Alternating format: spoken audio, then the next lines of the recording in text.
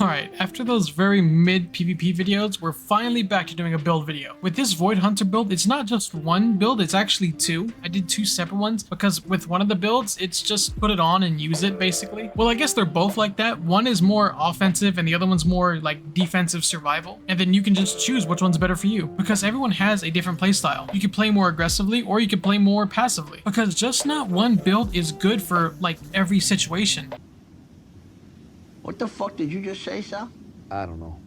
Alright, so obviously a select few builds shine in like everything you do with the game. But like I said, it's only a select few, it's not every build. But before we get into these two amazing Void builds, I wanted to say thank you to everyone that's watched my videos old and new, and to everyone that's been helping me behind the scenes, whether it just be like advice or just random ideas that have been thrown out. It really has helped me a lot. I started doing YouTube like 7 months ago, and I thought I was going to be at 50 to 60 subscribers for like a year, and right now I'm at 360. I never thought I was going to get this far, or like at least get traction. I never thought most of my videos were going to get like 20 views max, and then a lot of my videos have like 1,000, 2,000, which is insane. So thank you from the bottom of my heart, and I hope you stick around and subscribe for more content like this. Oh, I'm sorry.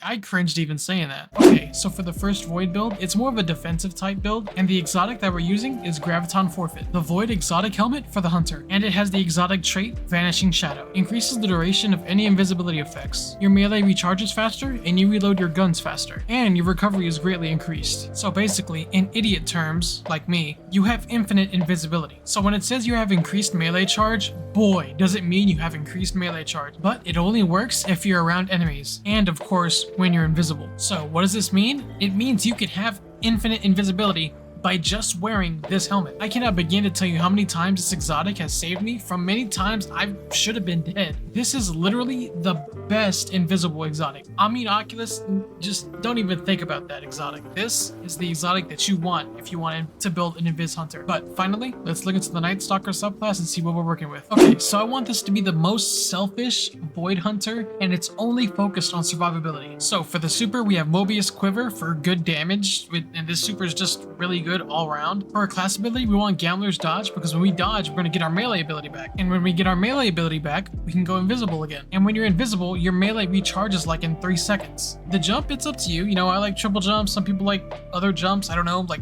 probably 2 or 3 people like those other jumps. Your grenade, it's all preference really. I myself like Vortex Grenade or Scatter Grenade. It's really up to you. So the 2 main aspects that we have is Trapper's Ambush and Vanishing Step. Both of these abilities make you invisible. The Vanishing Step, when you dodge, you go invisible. With Trapper's Ambush, when you throw your melee at your feet and do the smoke bomb, you go invisible. And with our helmet, our melee is going to be charging like that in a snap. Like I said, I really want this to be the most selfish Invis Hunter where you can get out of almost any situation. So for our first fragment, we have Echo of Obscurity. Finish your final blows grant you invisibility. That's the 3rd way to grant you invisibility. Echo of Persistence, void buffs applied to you last longer. So that means your invisibility lasts longer. Next, Echo of Instability. And I'm thinking about long term because Volatile Flow isn't gonna be here forever.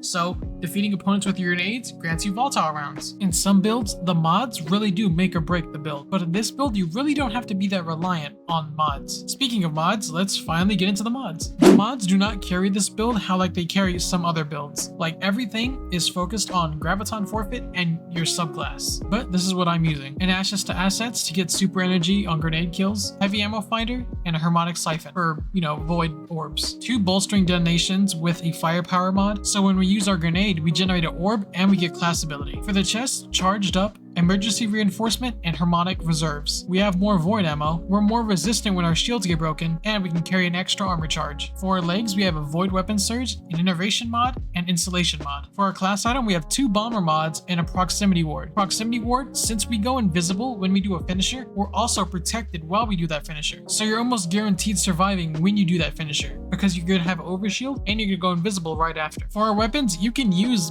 literally anything. I mean, I use Retrofit with Commemoration. They are both really good. Or if you need damage, switch off to a rocket launcher. It really doesn't matter. So, is this build boring? Kinda. Is it very safe? Yes. Does it have high survivability? Yes. Does it have infinite invisibility? Yes. I mainly use this build for like super high-end content like Grandmasters, and it works wonders. I mean, look, you can walk around anywhere and just throw down your invisibility because it just recharges so fast. This is definitely the safest option for high-end content on Void Hunter, but that was the more defensive passive type build. Let's look at the more offensive one. Okay, so this build really isn't as powerful right now because we have Volatile Flow. Picking up an Orb of Power grants you volatile rounds, but after that's gone, this build is gonna be on top again. So literally like in 10 or 9 days. Of course, we're talking about Garfalcon's Hulberg. Damn, that's hard to say. It may not be as good right now because other things can do its job way better, but once those things leave, this thing is S tier all day. And this is its exotic trait, See Me, Feel Me. Damn, that's a lot of reading. I'm just gonna summarize this. Okay, so there's basically two parts. When you're invisible and when you're shooting and you come out of that invisibility, you gain volatile rounds. So basically, invisibility is just there for you to proc volatile rounds. And the second part is when you're invisible and you do a finisher, you gain a void overshield and a damage boost. But the effects are so small that literally no one uses that or cares for it. And that's it.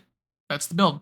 Just Garfalcons. That's literally all you do. Okay, there's a little bit more, but that's like 75% of the build. Okay, so here's where the other 25% comes from. Your super is optional. All of your abilities, it's up to you. It's whatever you feel comfortable with. The next 25% comes from Stylus Executioner. It says defeating a weakened, suppressed, or volatile target grants invisibility and True Sight. True Sight is where you can see enemies through walls. So what this means is when you kill a volatile target, you will go invisible. And when you go invisible and you start shooting more and you come out of that invisibility, you get more volatile rounds. So it's like a constant stream of volatile rounds of you going invisible, getting out of invisibility, getting volatile rounds, and doing it all over again. So again, in idiot terms, once you have volatile rounds, you will never lose it. And then for our other aspect, Vanishing Step. Even if you do somehow use it, you have this in your back pocket for you to go invisible and get more volatile rounds. For our fragments, we have Echo of Cessation. I think I'm saying that right. Cessation? Yeah, that's right. Defeating a volatile target creates a Void Breach. All right, future editing Orangey. I forgot to say that Void Breaches give you ability energy. It slipped my mind. And that pairs really well with Echo of Starvation. Picking up a Void Breach or an Orb of Power grants you Devour. Devour gives you full health back when you kill an enemy. Echo of Persistence, so we can buff that Devour timer that we have. And then Echo of Instability, which is just another way to give volatile rounds. Alright, this is another build that really doesn't rely on mods as much as others. I'm not saying you don't need mods for this, I'm just saying it doesn't rely on it as much. So for our helmet, we have 2 Void Siphon mods and our Heavy Ammo Finder. So when we do damage with a grenade, we get ability energy, and if we get a kill, we get an Orb of Power. And another thing, these mods are situational. If you're taking a lot of void damage, take off void reserves and put on some void dampeners. All of these mods are situational. This is just generally what I use. For our chest, we have a charged up mod with 2 void reserves. For the legs, we have an installation mod and an innervation mod with a void weapon surge. And then for our class item, we have 2 bomber mods with an outreach mod. For weapons, you're gonna want to run void weapons. So like a void LMG like Retrofit Escapade from Season of the Seraph or Commemoration from the Deepstone Crypt Raid. And don't sleep on Collective Obligation. My friends hate it. Trust me, it's really good with this build. So the reason I did 2 builds in this video is just they're really basic, but that doesn't mean they're bad. Both of these builds don't get carried by their mods, and it's basically the exotic doing all the work. So to all of the 3 people that made it to the end of the video, because it's a pretty long video, let me know what void build you run on your hunter, or if you even like running void on your hunter. If you made it to the end of the video, thank you. It really does mean a lot, and look out for the next one.